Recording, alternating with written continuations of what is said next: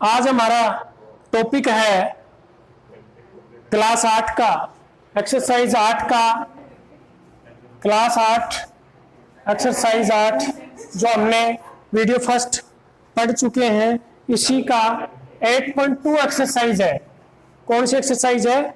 8.2। इसके अंदर आपको दिया है, इसका फर्स्ट क्वेश्चन है a man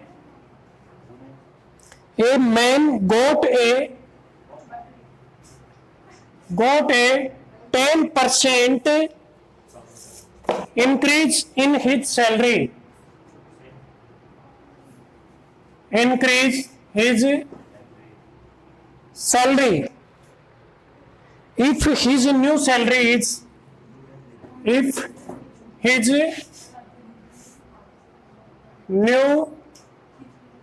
salary is 1,54,000, find his original salary. Find his original salary.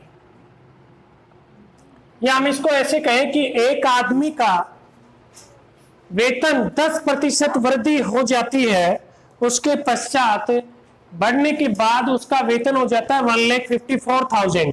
तो उसका पहले कितना वेतन था, उसकी पहले सैलरी कितनी थी? तो आप इसका सॉल्यूशन कैसे करेंगे? आप मान लेंगे late his original salary is X rupees. Hindi में माना उसका प्रारंभ में वेतन X रुपये मान लिया हमने कि पहले उसको कितना मिलता था, X रुपये मिलता था। अब आपको क्या कह रहा है? अकॉर्डिंग टू क्वेश्चन आप इसको हिंदी में भी लिखवा रहा हूं मैं, दोनों के लिए काम है। प्रश्नानुसार आपको क्या कह रहा है कि 10% इंक्रीज हो गया। देखो उसका इंक्रीज कितना हुआ, यानी उसके वेतन में वृद्धि, इंक्रीज ऑफ हिज सैलरी, ठीक है ना। वेतन में वृद्धि कितनी हुई? देखो 10% हुई। जैसे आपने X मान लिया सैलरी, आपने उसकी सैलरी X मानी तो X का 10% उसका इंक्रीज हुआ। तो आप इसको 10 डिवाइड बाई 100 इंटू X, ये उसकी सैलरी इंक्रीज हुई। ये कह रहा है कि उसकी सैलरी, न्यू सैलरी यानी बढ़ने के पश्चात, उसकी वेतन वृद्धि के पश्चात उसकी सैलरी कितनी हो जाती है? 1,54,000। तो जैसे कि उसके पास पहले कितने रुपए थे? X रुपए थे, और वेतन वृद्धि हो गई 10x बाई 100। ये उसकी इंक्रीजिंग निकाल ली, और उसके बाद उसकी टोटल कितनी हो गई? 1,54,000, 1,54,000 उसकी हो गई। तो आप लिख देंगे 1,54,000। यहां नीचे देखिए आपका एलसीएम कितना आया? 100। तो यह आ जाएगा 100x plus 10x is equal to 1,54,000। Okay, 100 और 10, 110 x upon 100 is equal to 1,54,000। अब आपको x की वैल्यू निकालनी है। देखिए 1,54,000 आगे था, इधर 100 डिवाइड में था, तो आगे किस में हो जाएगा? मल्टीप्लाई। और ये डिवाइड मल्टीप्लाई था, वो डिवाइड। 1 0 से 1 0, देखो 11 से काट दें, 11 कम 11, 4 बचे 44 यानी 44, और 3 0 है तो 3 0, तो ये और 1 0 देखो ये बची हुई है, तो ये कितने हो गए? 1,40,000। तो उसकी सैलरी, ओरिजिनल सैलरी उसका पहले, so his original salary is 1,40,000 rupees. Question क्या दिया हुआ था आपको कि कोई भी व्यक्ति है उसका 10% वेतन वृद्धि के पश्चात यानी इंक्रीजिंग ऑफ 10% इज सैलरी और नई न्यू सैलरी उसकी और ये 1,54,000, तो पहले ओरिजिनल या प्रारंभ में उसका वेतन कितना था उसके लिए जैसे x था तो 10% उसकी वृद्धि होगी, दोनों को प्लस किया और इस तरह से हमने सोल्व किया तो उसकी सैलरी कितनी आ गई 1,40,000।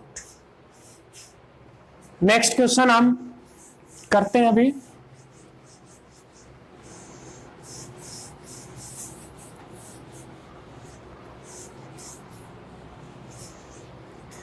क्वेश्चन नंबर 2,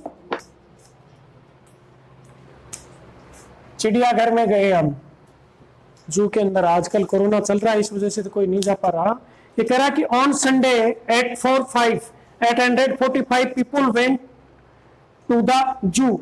चिड़ियाघर में, जू के अंदर घूमने गए आप,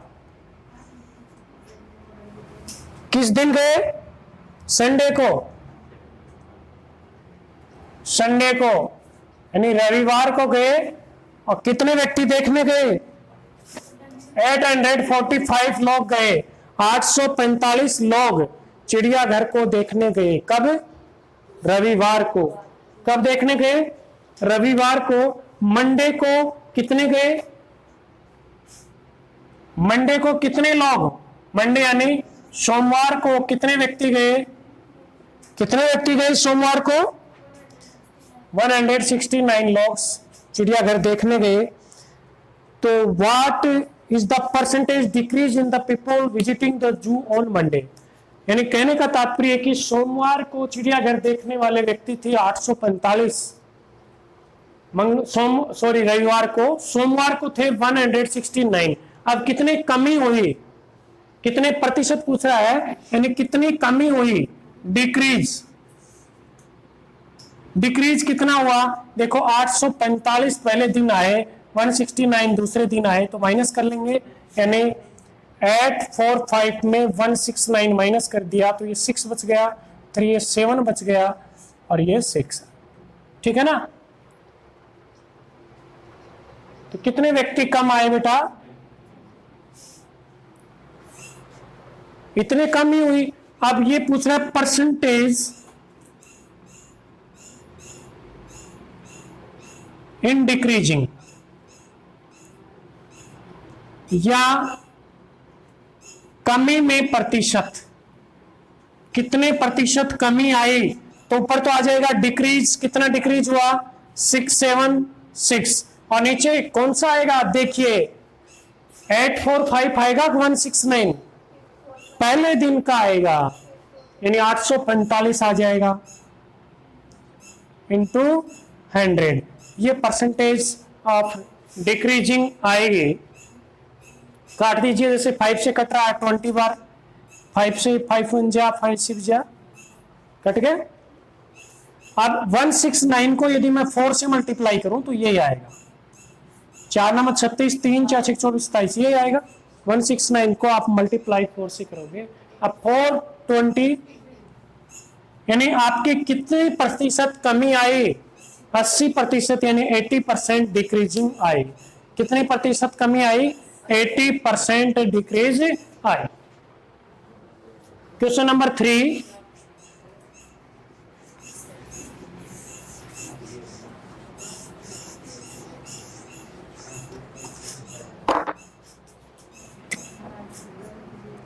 A shopkeeper buys 80 articles for, देखो दुकानदार है एक, शॉपकीपर, दुकानदार शॉपकीपर है। वो दुकानदार कितनी वस्तुएं खरीद रहा है? 80 आर्टिकल्स खरीद रहा है। कितने रुपए में? इतने रुपए है ना, इतने रुपए खरीद रहा है, यानी 80 वस्तुएं कितने रुपए में खरीद रहा है? 2400 रुपए में खरीद रहा है। और उसकी सेलिंग प्राइस कितनी है? Sell then the profit of 60%, यानी इसको किस हिसाब से बेचे कि उसको प्रॉफिट या लाभ कितना मिले? 16% उसको लाभ मिले तो वह इसे किस हिसाब से बेचे। कहने का तात्पर्य है कि यदि कोई वस्तु आर्टिकल से 80 आर्टिकल वो दुकानदार 2400 रुपए में खरीद रहा है, तो वो 16% उसके ऊपर लाभ लेना चाहता है, प्रॉफिट लेना चाहता है, तो वह find the selling price of one article की सेलिंग प्राइस कर रहा है। तो हम चाहें तो वन आर्टिकल की कॉस्ट प्राइस निकाल लें, cost price of one article, यानी एक वस्तु का क्रय मूल्य, कॉस्ट आर्टिकल क्रय मूल्य कितना रुपए है। देखो टोटल आपके पास इतने रुपए की 80 आई, तो एक आर्टिकल कितने रुपए का आ गया, 30 रुपीज का या 30 रुपए का वो आर्टिकल आ गया। अब आपके पास प्रॉफिट निकाल दो, उसके पास प्रॉफिट कितना है 60%, उस आर्टिकल 30 है तो उसके पास परसेंटेज जब भी हटाते हैं तो 100 डिवाइड ऑफ का मतलब मल्टीप्लाई इंटू 30, मल्टीप्लाई कर दिया, नीचे 10। देखो जब 10 100,000 आते हैं तो आपको काटना नहीं है, क्या करना आपको डायरेक्ट डिवाइड करना है, 1 पे पॉइंट लगा दो। 4 रुपीज 80 पैसे आपको मिल जाएंगे, 4 रुपए 8 पैसे 80 पैसे सॉरी। अब आपकी selling price of one article, यानी एक वस्तु का विक्रय मूल्य, जो बेचते हैं उसको सेलिंग प्राइस, खरीदते हैं उसको कॉस्ट प्राइस, हिंदी में खरीदते हैं उसको क्रय मूल्य, बेचते हैं उसको विक्रय मूल्य। तो देखो आपने कितने रुपए का खरीदा, वो 30 रुपए का एक आर्टिकल खरीदा और उसके ऊपर आपने इतना प्रॉफिट ले लिया, तो वो आप कितने में बेच रहे हैं। देखो इसका आगे एक जीरो लगा सकते हैं, कोई दिक्कत नहीं, यानी एक आर्टिकल की सेलिंग प्राइस की जाएगी 34 रुपए 80 पैसे। ऐसे इस तरह से आप क्वेश्चन नंबर 3 की कर सकते हैं। आगे आपका क्वेश्चन नंबर 4 की चर्चा करें हम।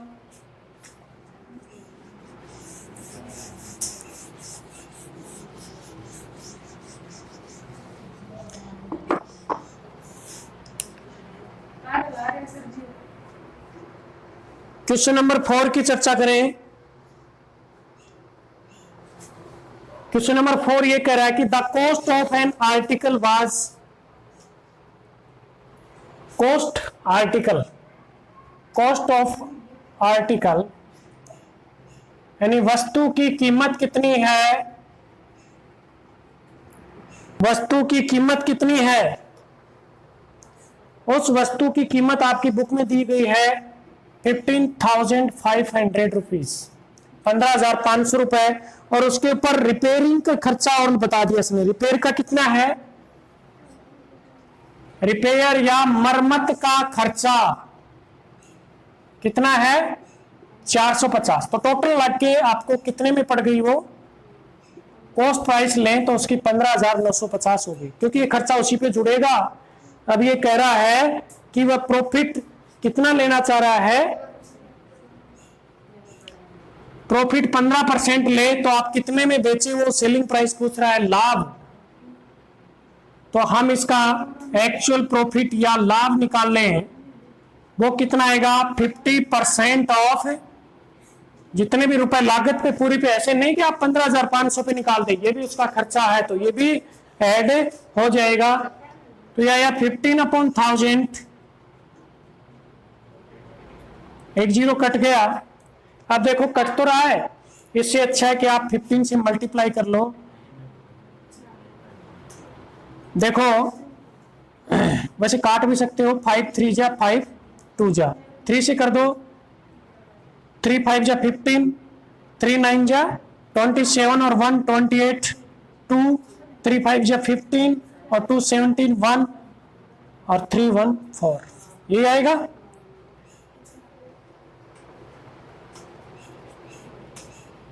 अब इसको 2 से डिवाइड करना, 2 दूनी 4, 2 तिया 6, 2 नंबर 18, 2 दूनी 4, ये आ गए। इतने रुपए उसको क्या लेना है, इसके ऊपर प्रॉफिट लेना है, तो उसकी वस्तु का विक्रय मूल्य यदि आपको क्या निकालना है, सेलिंग प्राइस आप निकालोगे तो वो आ जाएगी 15,950 प्लस 2393.0।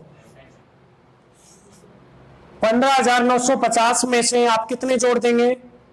2392.50 टू 14 12 1 13, ये आ गई। तो वो कितने में बेच देगा? 2834,250, इतने रुपीज के अंतर्गत वो बेच देगा। ये उसकी विक्रय मूल्य है। ठीक है, इस तरह से आप क्वेश्चन करेंगे।